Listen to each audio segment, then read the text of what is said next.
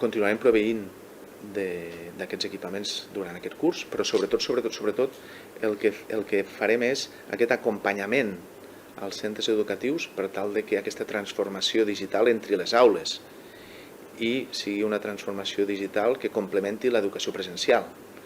I per tant, per fer-ho possible, nosaltres crearem la figura del mentor digital. Durant el curs vinent crearem 272 mentors digitals i aquests 272 mentors digitals el que faran serà acompanyar els centres a l'hora de crear la seva estratègia digital. Aquests mentors digitals el que faran serà acompanyar els centres a l'hora de crear la seva estratègia digital, acompanyar-me amb la formació de tots els professionals, tant d'escoles, d'instituts, de qualsevol centre educatiu en l'àmbit digital i també aquest vetllar perquè aquesta transformació educativa entri dins les aules.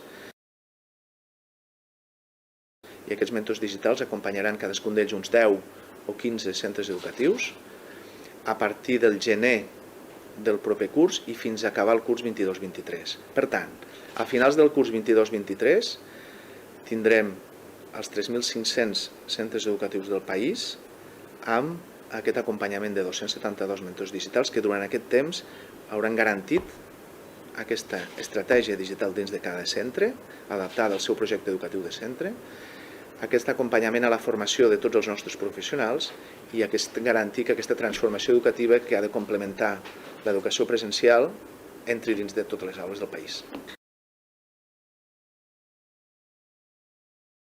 I per tant no variem els nostres plans, seguim aplicant els mateixos protocols que hem enviat als centres i a mesura que vagin avançant les setmanes en funció de la situació de la pandèmia epidemiològica de la pandèmia, en funció del calendari de vacunació, doncs anirem prenent decisions si s'escauen. De moment no estan previstes. L'aposta del departament és poder oferir en el currículum una assignatura de cultura religiosa. I per tant el nostre objectiu seria aquest, ofertar una assignatura de cultura religiosa més àmplia, que ofereixi una mirada més transversal. Ara bé, la normativa actual el que ens diu és que a demanda de les famílies s'ha d'ofertar religió pel que fa a la religió catòlica, evangèlica, jueva i islàmica. Nosaltres el que fem és fer aquesta oferta en funció de la demanda. Actualment tenim 978 professors de religió catòlica, 6 de religió evangèlica i pel curs vinent, amb aquest pla que vostè comentava, en tindrem 4 de religió islàmica. I per tant el que fem és, hem fet una oferta i donarem continuïtat amb aquesta oferta.